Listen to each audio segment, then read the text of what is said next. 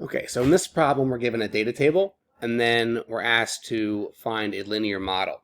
So here we're going to cover a process which is called regression. And as we move through the units in the course, we're going to continue with this process of regression. We're just going to choose a different type of model. Now, what I mean by regression, here we have a data table, and we're looking to fit a function or model this data with a function that would allow us to either interpolate or extrapolate information, maybe predicting future values since this is a function of time, or maybe values in between the data points that we have. So we're looking to fit a model to the data set, and we're going to do that with a process called regression. So when you want to do regression, step one, outside of understanding what your variables are, so in this case it defines x is going to be the number of years after 2000, and then we'll make y the percentile, because that's what's listed here as the output. So outside of understanding what your variables are, you want to feed this data into some sort of processing software. Like for instance, the calculator is what we're going to use. Perfect. The calculator will do everything we need, and it'll be really convenient. So when you have a data set and you want to feed this information into a calculator, in this case the 84s, if you click the stat button and then hit edit, you can into list 1 put your x values, and then in list 2 we'll put our y values. Now remember, it's important in all of these problems that you choose the right definition of the variable, right? Because it says x is, or I should say x is 0 corresponds to the year 2000. So maybe not the most explicit way they could have done it, but they're telling us that x is the number of years after 2000, right? 2000 is the t sub 0, the starting value. So we'll put 10 in for 2010, 15, 20, 25, 30, 35. One of the most annoying things to get wrong for these problems is entering the data wrong. It's also because it's so easy to do. So just be careful. Double check your work and all. All right, so in L2 we're going to put our y values.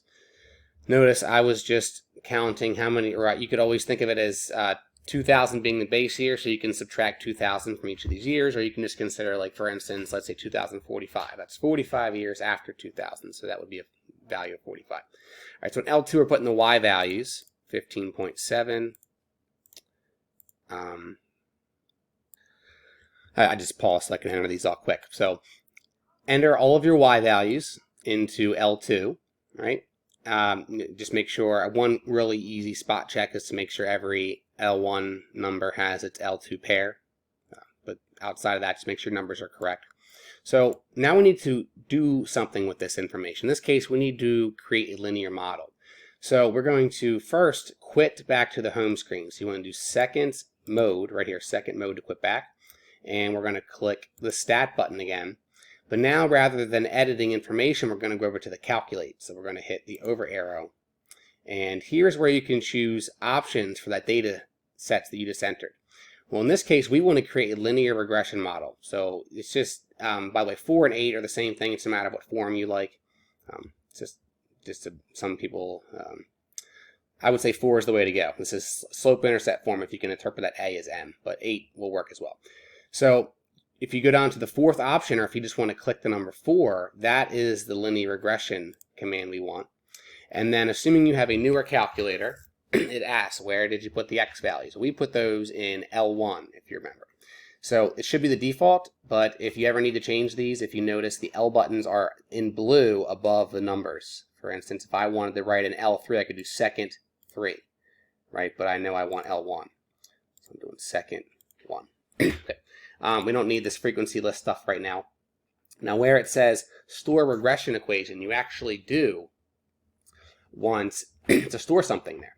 We want to store this regression equation, the equation or the function that we're producing, the calculator is producing, I should say, that's going to model this data set. We want to store it somewhere so we don't have to type it over and over again. And also we don't have to worry about rounding it off too early. The calculator can store that stuff for us.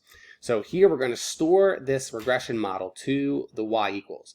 So you want to call up a y value. So the way you do that, or a y variable, is you click vars, and then you go over to y vars, which stands for y variables, enter on function, this is a function we're making, and put it into y1. Right, so we're going to store this. Doing this allows you to save yourself a lot of time, and unfortunately I don't think the all of the homework problems necessarily show that, but that in particular saves you a lot of time, and I'll show you. So if you store that and you hit calculate, right, now this is the linear regression model. So if you notice, it gives you the a, which we're going to interpret as the slope that's in the form y equals mx plus b, and then it gives you the y-intercept b. So let me see what they want as far as rounding. Okay, it says 3 decimal places. So, whoops, we're talking 0.497 was a, 0.497. Remember, a was what the calculator was calling m, our slope. And then plus, that's 0.744. Okay, so plus 10.744. So this is our linear regression model here. So this is what you would enter in as your answer for A. Now part B wants you to use this model here, this function, to predict the percent of adults, which is what, let me get rid of this. Let's see, arrow. Sorry, okay. I guess I copied it twice. Delete. Okay. So it wants you to use this function, which was modeling as a function of the years after 2000, the percentage of adults with diabetes. So they want you to use the model to predict that percentage in 2023. So it's really as simple as saying, well, hey, X was what we chose to be time. 2023 gives us an X value of 23, right? 23 years after our base year 2000. So all you got to do is plug this in. Now you can do this by hand. Sometimes you have to do it by hand. Sadly, this is actually a less accurate answer than the calculator will give you, but because the way the homework is written, they're assuming you're going to use this rounded model. So sometimes you have to do it this way, in particular if they want you to round to a lot of decimals, but a faster and a more accurate way to get the correct answer, I told you this calculator would save you some time. The fact that we stored it, look, when you go to y equals, it's already in y equals. If you notice, it's got a lot of decimals. This is much more accurate than our rounded model here. Anyways, assuming you have, again, your table set, remember, second window, you want your independent variable set to ask. Assuming that's set up, all you got to do is go to your table, which is second graph, type in any number you want, right? This is 2023. This is 2050. This is 2055, assuming this model lasts that long. This is 2070, right? You can evaluate it pretty quickly with just by plugging in numbers. So in this case, we wanted to plug in 23. So the output, assuming you've done this by hand, you probably got something similar. Like I said, this number is the most accurate, but it's possible sometimes if they say round to like 10th or something, maybe using the model, you actually get a different answer than this sometimes. But truly, this is a better answer. All right, so that's B. And if that ever happened, like a test situation like that, of course, I would give you the answer for the better answer anyway.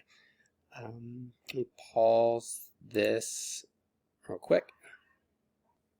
Okay, I said to copy the last question from here. Okay, so by the way, in 2023, we found this, our output we defined to be the percentage. So it's saying, and I checked, it also said the nearest 10th, and it does work. So 22.2% of adults will have diabetes, according to this linear model in 2023. So the last thing now, if you notice, they're not giving us the year anymore. They're saying in what year.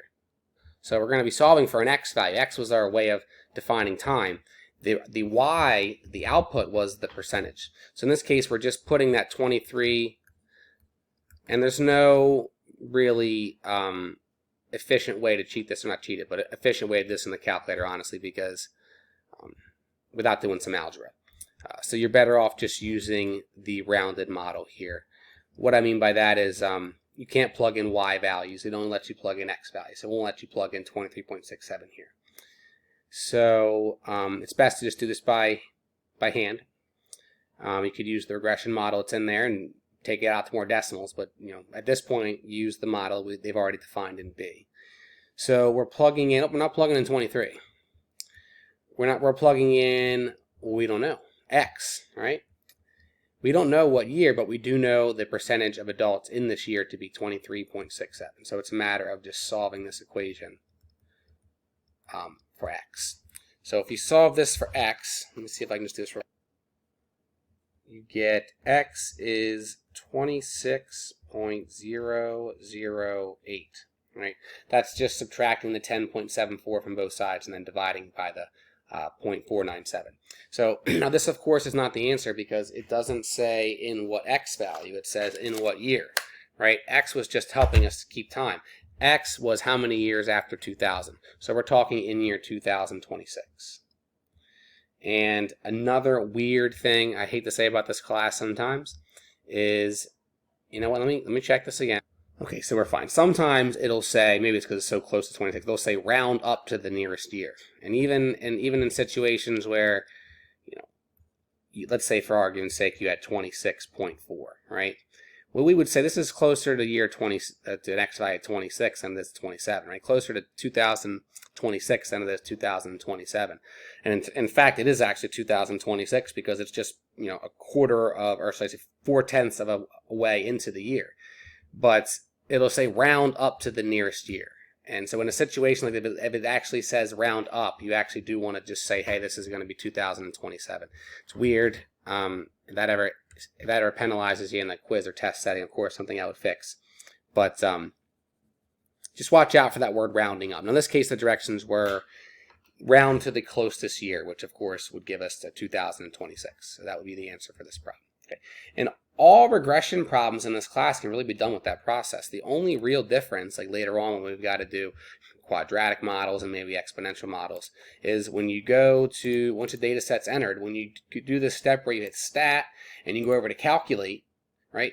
Well, it's just a matter of which model are you choosing. Here's the quadratic regression. That's what we're going to be doing next unit, right? There's logarithmic models, there's cubic regressions, other types of regression, but for the most part, the process is really the same outside of which model you're choosing. So just keep that in mind. Okay. Hope that helps. And if you have any other questions, let me know. Thanks. Bye.